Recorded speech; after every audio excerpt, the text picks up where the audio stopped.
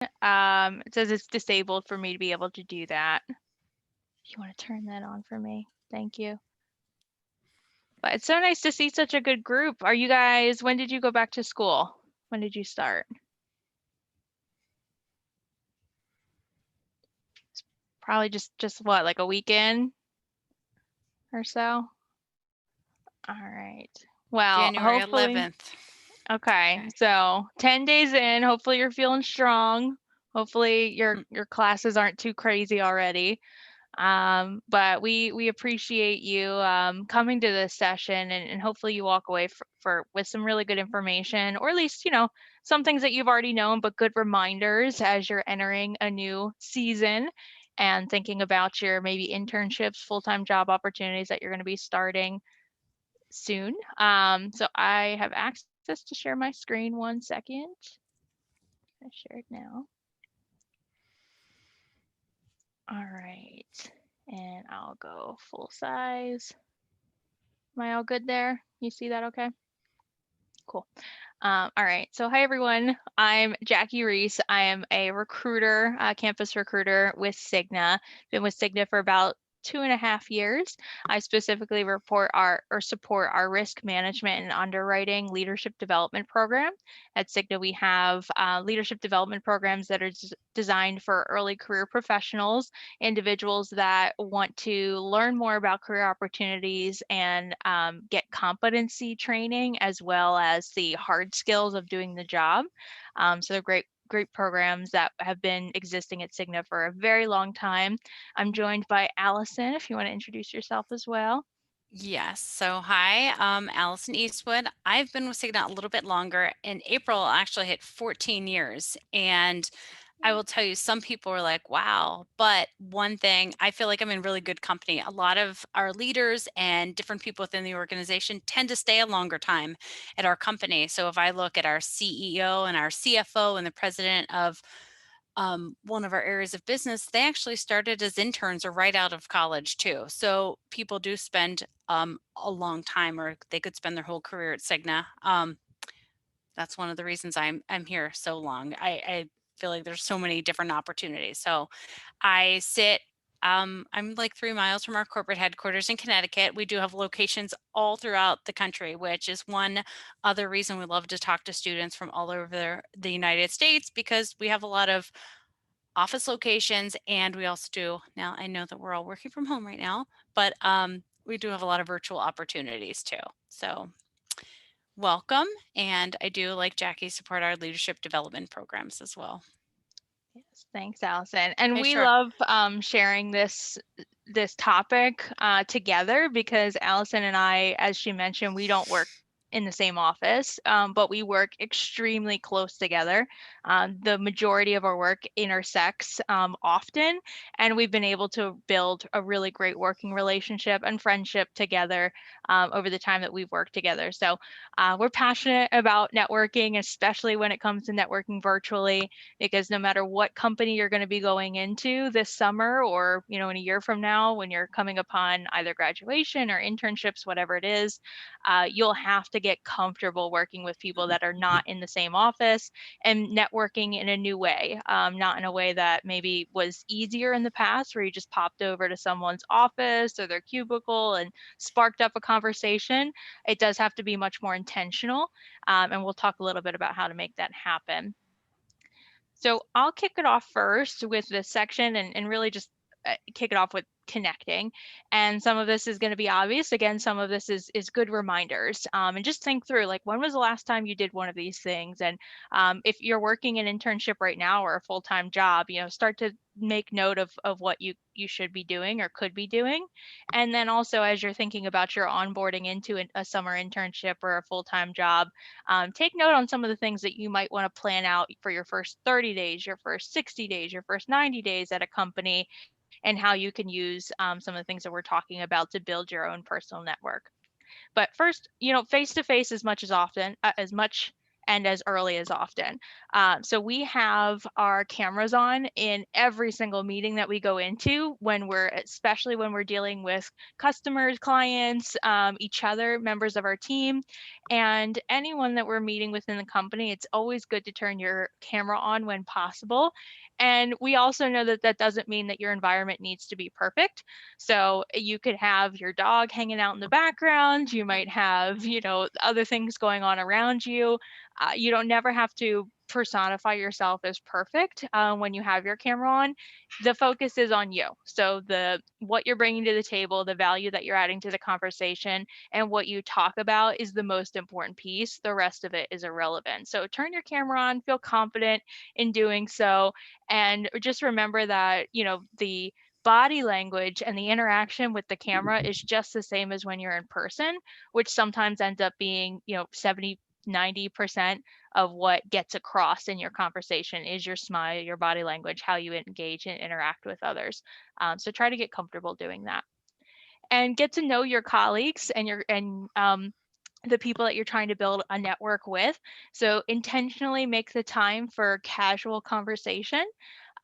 Don't jump into meetings and directly go into, okay, let's jump to business, let's have this conversation, but maybe learn something personal about them and follow up and ask about it ongoing, and make time for that, what would have been the water cooler talk where you casually go and talk to someone, and use the tech resources that your company offers. So whether it's Skype messaging or video calls, Skype calls, WebEx meetings, whatever the tech is that your company uses, like just reach out. I know Allison and I ping each other on Skype Messenger all throughout the day. We will just video call each other out of the blue and say, hey, I need to run this by you, or just want to check in on how such and such went. And we're being intentional about making those interactions, whereas otherwise, it'd be easier just to keep chugging along with your day or take 15 minutes for a social media break, whatever it is. But having those connections is really Yeah. important.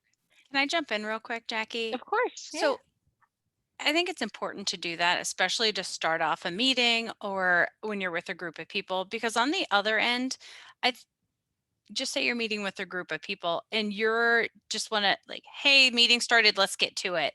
In this virtual world that we're in of working, that extra moment of just getting to know your teammates can really last a long time and make an impression on each other, just because then you have a better relationship and connection point for things in the future. I'm actually working with somebody right now as a mentor who is working kind of through this issue where this person tends to jump right into a meeting and is the connection between the rest of their team. It's a little bit of a struggle. So we're talking about different ways to kind of start off the conversation and maybe put a timer on it so you're not going too into all these personal details, so you can still get the work done too. So it's a real live situation where and we're helping somebody through. But yeah, it's making sure you make a little time for that at the beginning of a conversation, just to keep that the camaraderie, the team connected. Yes, absolutely. And if your company that you're going to be working for, or that you do work for, offers employee resource groups, take advantage of those, especially ones that you align to, whether it's an affinity group or you're an ally for a specific group. Those offer a deeper sense of community in a smaller group setting, and generally provide a lot of professional development and networking Hmm. opportunities as well. So they're great resources to get connected virtually or when we're not virtual as well. And the last thing here is a little uncommon to talk about when you're talking about networking, but this is more so about making sure that you're solidifying yourself in the team that you work on. And so we recommend that you define what common metrics for success are relative to the work that you do, the way that you connect with your team, the way that you share outcomes and wins and share information between each other.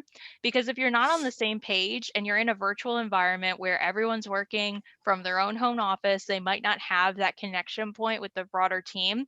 If that goes on and, over a couple weeks or over a couple months, and you're heading in a very different direction to where you're not communicating with your team in the way that they expect you to, or with your boss the way that they expect you to. You're not sharing your successes and wins in the way that, the rest of the team does that.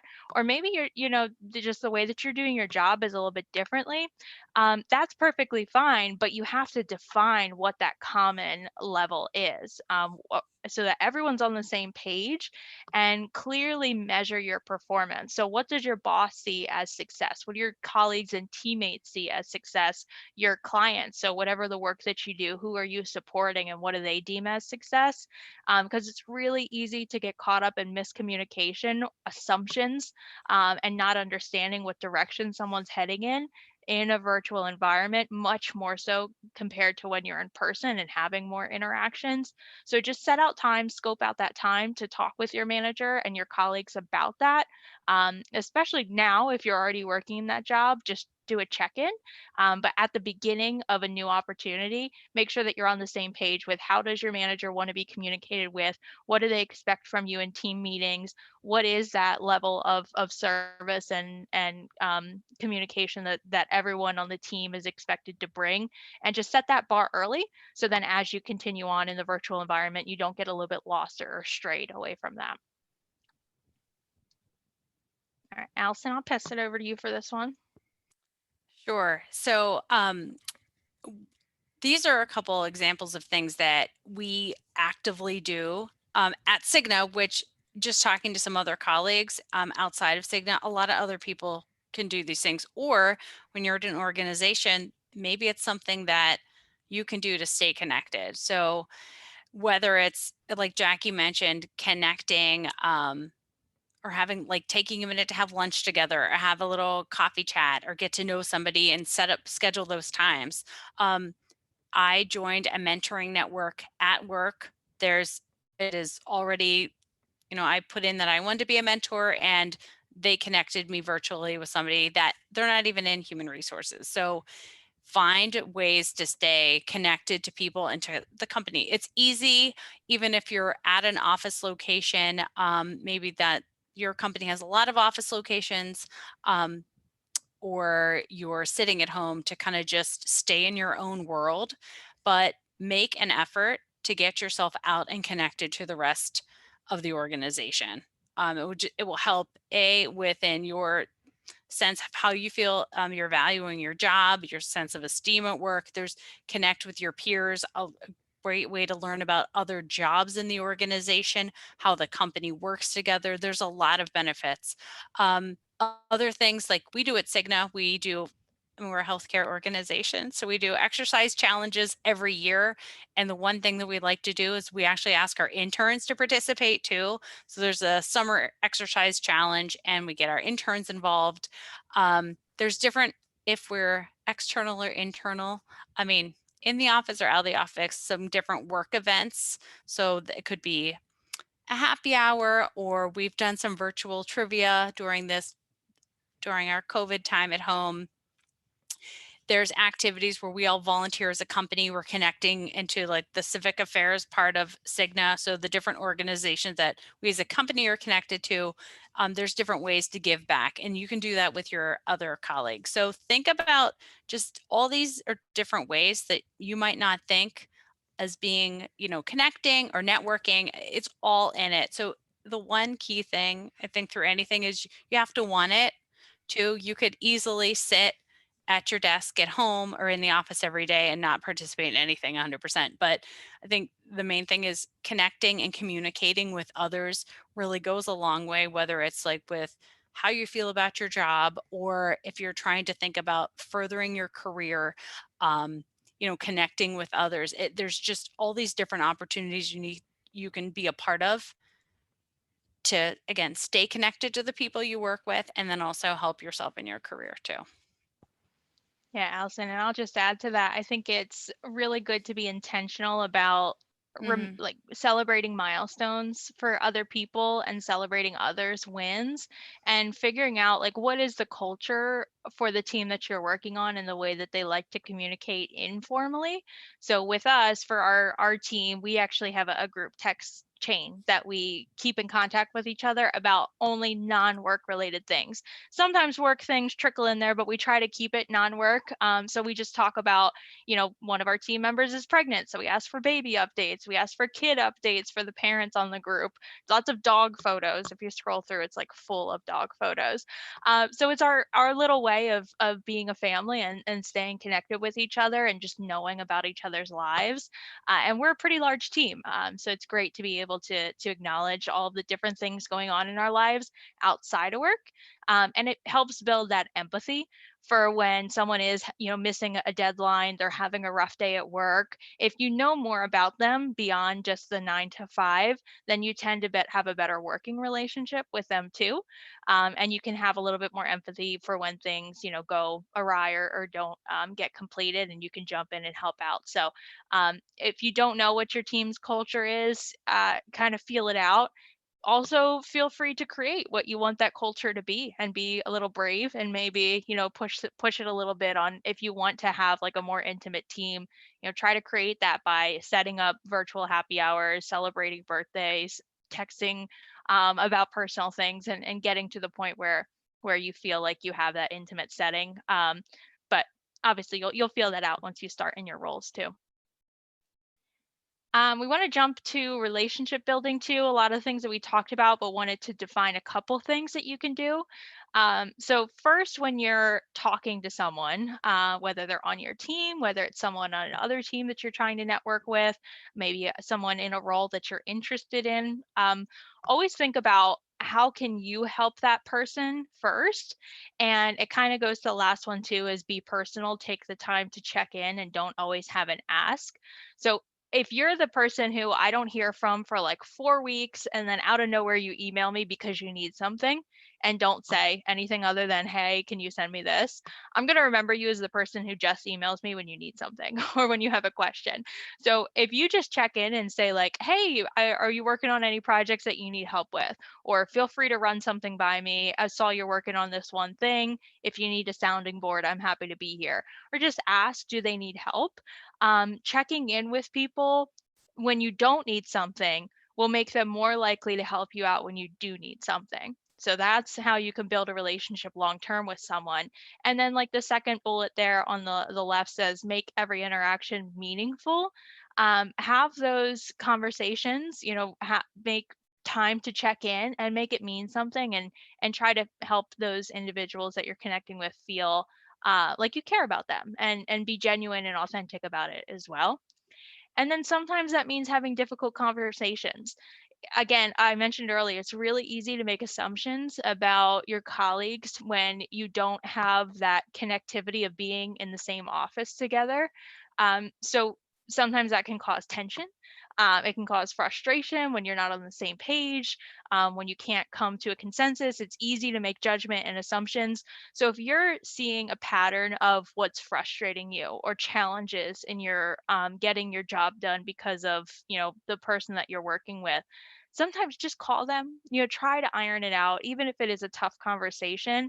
I'm sure there's a reason or something that you're not acknowledging about that interaction, that they either have going on in their personal life, or maybe they didn't know that what they were doing was impacting you the way that it is.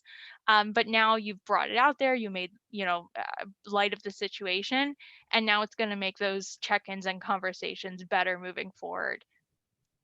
Allison, anything you'd add to that, or you want to walk through the other ones? Um, well, everything Jackie said, I think she and I have already been through as we formed our relationship in the past couple years here at CIGNA. But I think the one thing that I appreciate is listening. So no matter everybody has an issue they're working through, or that sometimes you might need more help than others, but also remember to be a good listener. I think that's super important because listening might even help you solve your own problems too when you're listening to somebody else, and just, again, being just aware that sometimes they're going to listen to you, so vice versa. So be a good listener, not always be the one that's talking. So listen and give that respect to somebody else. I remember a long time ago on thank you notes that there was a leader that we had that kept a huge box of thank you notes in their office and sent them out all the time. And I took that lesson with me. So, like at my desk, I continue to keep thank you notes. So, whether it's literally a written thank you note or just a quick email, if you have a public recognition tool at your office. So, remember to always say thank you too. So, it's key and important. There's a recognition of something somebody helped you with or a conversation that you had, to recognize that you do appreciate those moments, whether, could big or small. That is very important. And it goes a long, long way. I'm going to jump to like, don't gossip before we talk about the happy hour thing, but do not gossip. Definitely it really creates a negative work environment, gossiping about each other. I know you're definitely not going to get along or have everything in common with your whole team. Everybody comes to the table with something different. But stepping back to what Jackie said, having those meaningful and clear conversations to make sure you work through those funky things when they come up. But at the same time, you know, don't start gossiping. Like Jackie and I aren't gossiping about the rest of our teammates to each other when we're having our personal conversations. So that's just not cool. It's not a cool Yeah. thing to do. It creates a real negative work environment for sure. Yeah, and I'll add to that one too. It's okay to talk to a trusted colleague about maybe some challenges you're having with a client, a member of your team, a manager, whatever it is, to get their candid and private advice. That's not gossip. That's like, hey, I'm really struggling with this person. I've tried to approach it multiple ways. I'm still not getting anywhere. How would you address this? And make sure they know that it's a private conversation. That's fine. But then once you walk away from that, address it with the person that you're having the issues with and move on from that. And you can follow up with whoever you got the advice from and share like, hey, I was able to work through this. But don't just continue to say like, oh my gosh, this person, I just can't stand working with them. I'm just so frustrated. And then never talk to the person that you're so frustrated with. So connect those two, and make sure that you're addressing those issues. And the bullet that we skipped over, the recognize the appropriate time to leave the happy hour. Sometimes there can be a negative side to relationship building when it's taken a little bit too far. And you'll learn what your boundaries are, and you'll learn where you can relax a little bit, what environments you can be a little bit more casual, especially depends on the culture of the office that you're in. But whether it's a virtual happy hour or an in person, the rules are pretty much the same to where you want to make sure that you are still representing the company that you're working for and considering yourself an employee in that moment. Even though the walls are down, the barriers are down, you can be in a more comfortable environment, you are still with your coworkers and you are still representing your organization. So if that means, having some fun and having a couple of drinks and really enjoying some more casual talk, that's perfectly fine. But when it starts to shift to where people are gossiping or to where it is becoming uncomfortable, people throwing back shots and bringing back and a personal um, environment that you necessarily don't see as what you want to build as your personal brand when it comes to your level of professionalism, it's okay to leave and just say like, hey, I've had a great time. It's been really good networking with you, but I have other, personal obligations to get to, or I want to go make dinner, make it simple, whatever it is, and just kind of bounce out when you know that it's the right time. And that goes again for when the world is back to normal and we're doing in-person events. I always go with the 2-drink rule. I'll never have more than 2 drinks in a work environment because I want to make sure that I'm fully present and aware of the decisions that I'm making. So you figure out what works best for you when it comes to that, but just know that even though it's off the clock, you're still with your coworkers. Just always keep that in mind. All right, I think this is the last one we have. Kind of summarizes some of the other things that we talked about, but I can't stress the first one enough about being just real and who you are. The version of Allison and I that you're getting today is the same version that we are with each other in the office, the same version that we are with any of our clients, our customers that we work with, the students that we are recruiting. We are authentically us through every stage of the interactions that you have. Now, maybe me as a mom is a little bit different, when I'm with my kids, but in terms of being real, your colleagues will be able to better support you if they know who you actually are. So break down those barriers, break down those walls. I loved the question that was posed when we opened this up. How are you doing? How are you really doing? And if it's not okay, that's okay. That's okay to share. Be who you are. And again, the least of what I'm caring about is that you have, something in the background of your camera, or that, your audio isn't perfect, or that you're having tech issues. I want to get to know you as a person. So network and put yourself out there and be comfortable with, showing who you really are and letting those walls down a little bit. And Allison, you touched on the listener one. Anything you want to add there? No, I think that's the Just pretty no. takes care. Yeah, that takes care of it.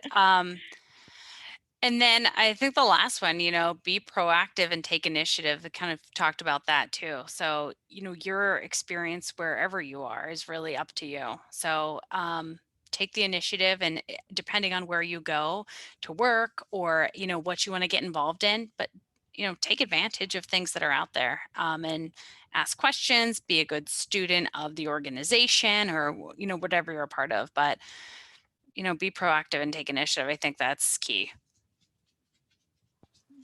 So that's all we had. I'd love to open it up if anyone had any comments or questions or any examples of some success that you've had with networking. If we have the time for it, feel free to cut us off, Marielle, if we're jumping over.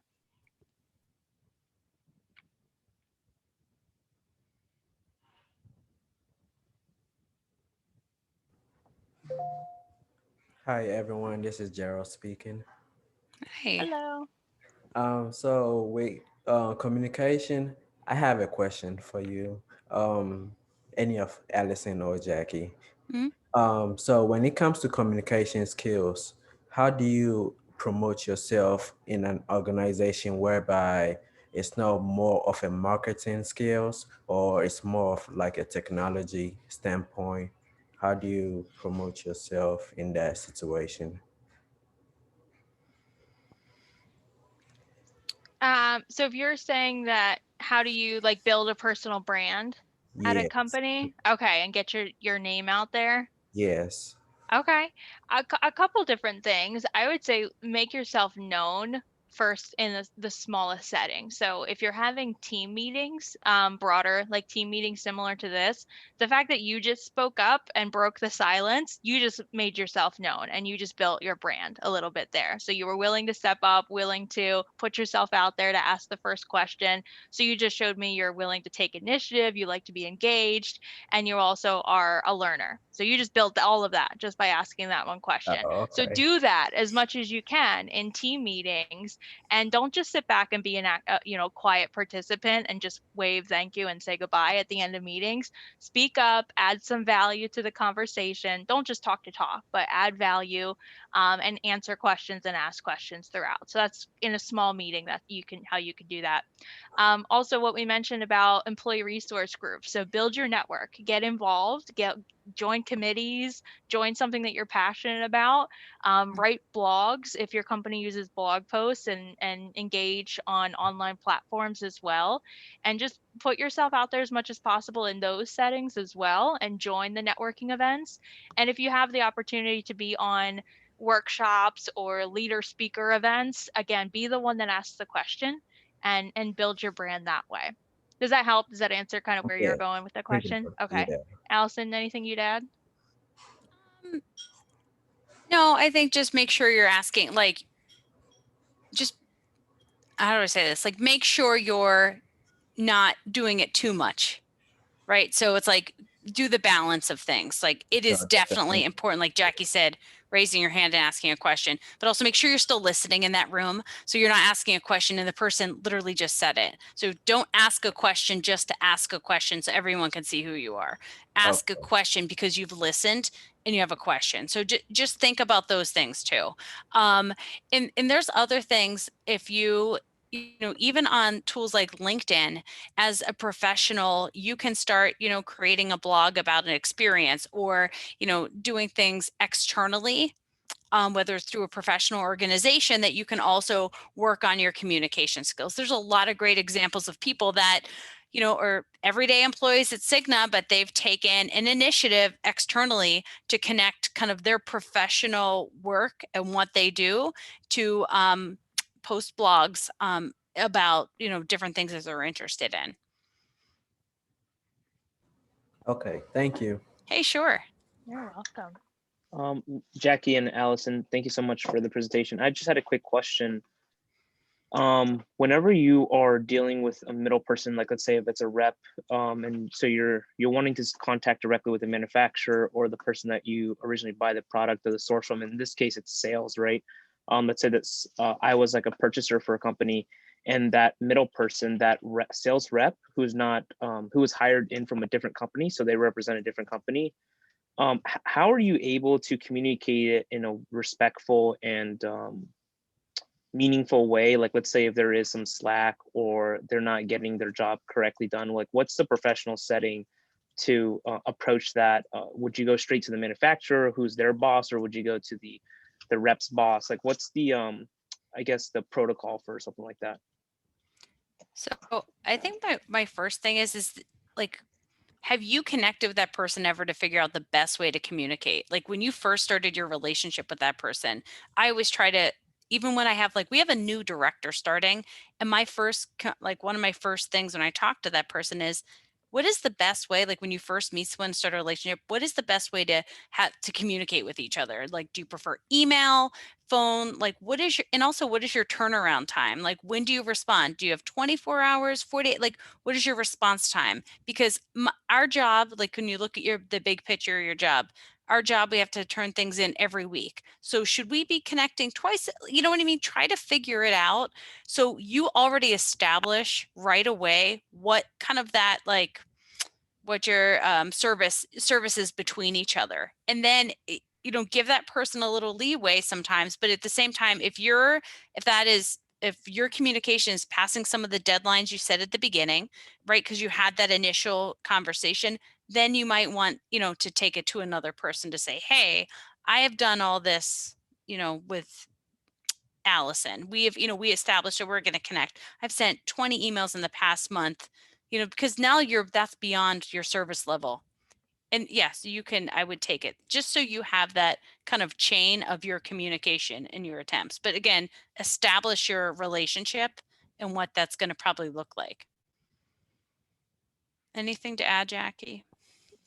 Yeah, I always like to try to work it out with the person that I'm working with first and give them the biggest benefit of doubt as possible. And I think COVID has given us even more empathy recently because of, you don't know what someone's life situation is, what they're going through.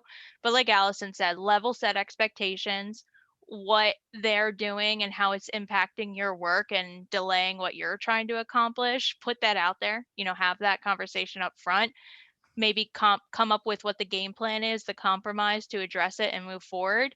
Then keep record of issues that come up after that. So then you have specific examples of where you said you were going to work together and where they didn't. And then once it's gotten to a place to where, okay, we're just not working well together, then you can address it with their manager. But that's like a last resort for me. I try to go there only when I really need to. Perfect. Yeah. Okay. Great. Anyone else?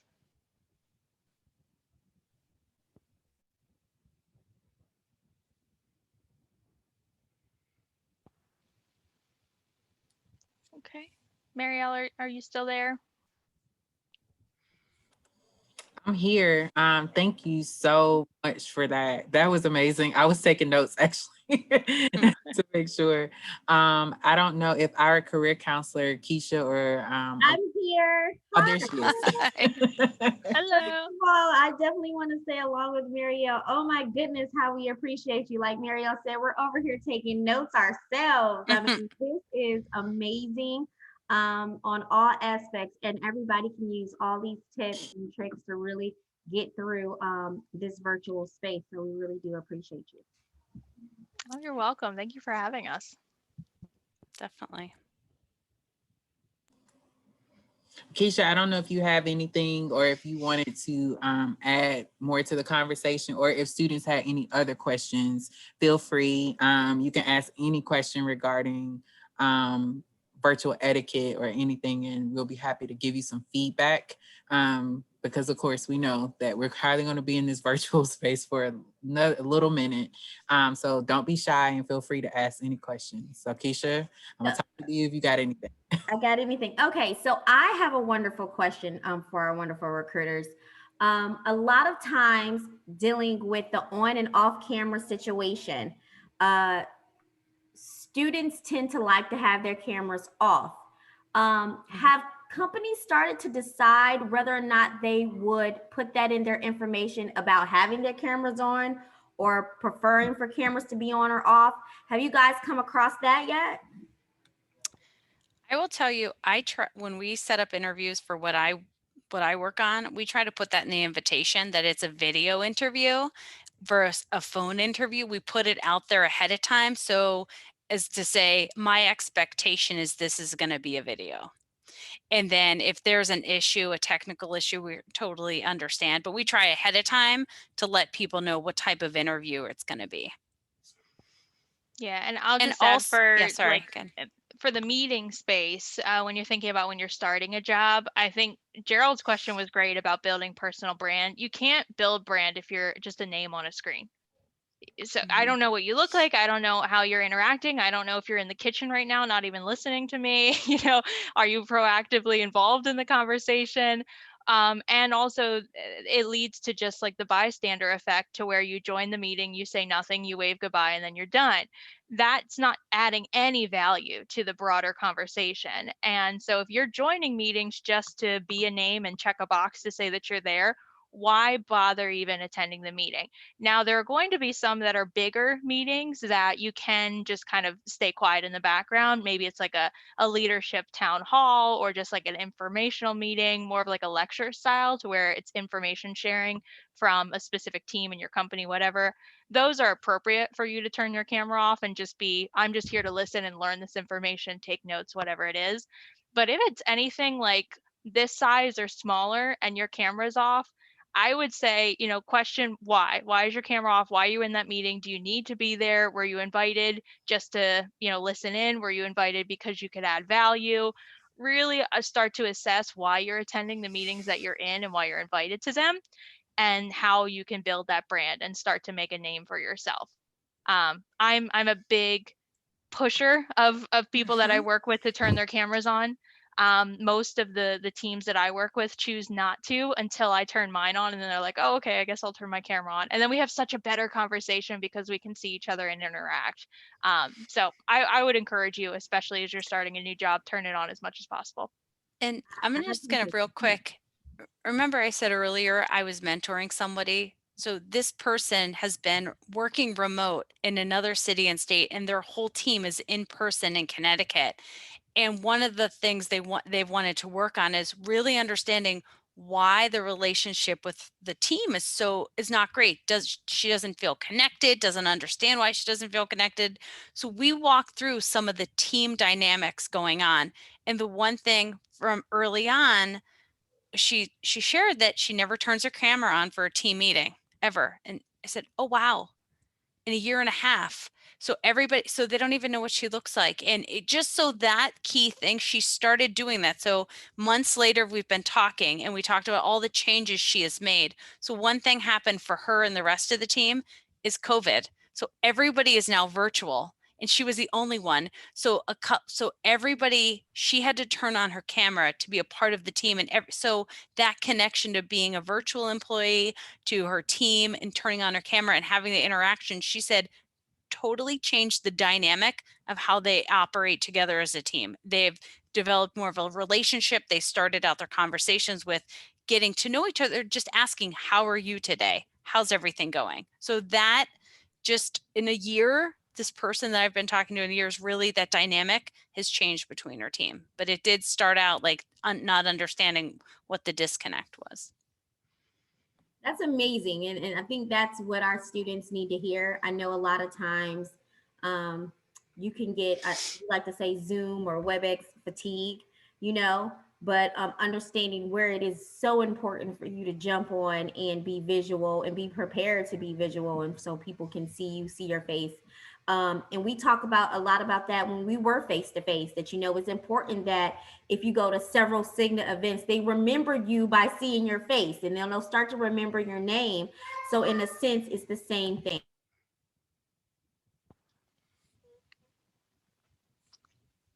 I think you went on mute there at the end of what Oh, you I were did. saying, but yeah. Wonderful. No, I absolutely agree with that. And to, if you are on so many meetings too, when you are getting fatigued, again, what I said earlier, like really ask yourself, what do you need to be involved in? And our organization has tasked the HR organization of looking across like all of the broader meetings that we host, and not just including people to try to make it feel inclusive, but really only including the people that have to be there to add to the conversation or to be able to make a decision move forward. It's kind of like opposite of what you would think, like, no, I want to be inclusive, I want to involve a bunch of people. But like, no, we have lives. Like, we have kids, we have priorities, we have other work to do. I'm tired of sitting in front of my computer. If I don't need to be in this meeting, please don't invite me to it. And so think about that too when you're inviting other people to meetings and checking off the boxes of setting time with others. Be respectful of their time and really decide, do they need to be on this conversation for you to be able to move forward? Totally agreed. Somebody does have a question, it looks like. Peter, did you want to come on and talk for a minute? He said he's involved in organizations that often have events for students. It is always hard to make students engaged. Any techniques you can suggest to make attendees want to be engaged? This is a great example. Recruiters, go ahead. Wow. So it's funny, right? We do such a good job as a company, as a team, recruiting people in person. So when we had to look at flipping to a virtual recruitment environment, we thought of the same thing, Peter. So one of the best events that I've been a part of is, again, number one, plan ahead of time. Know your audience. Those are real key event planning things, or any kind of engagement. But engaging the audience, really plan out where you plan to engage them. Have you used the like online quiz tools, right? The little, hey, show of hands, you know, where a little graph goes up, or like use those kind of interactive tools at certain pieces to keep engagement. Maybe bring in a guest speaker. I think there's a lot of different things, but planning ahead of time and knowing your audience, that to me, that's what I've seen. The more successful events that we've had is where there's planned engagement with the audience, not just to have it, but real, like, we're going to speak. We have some questions peppered in throughout the event. We're going to have the audience participate. Things like that. That's what I've seen some really good events. Jackie?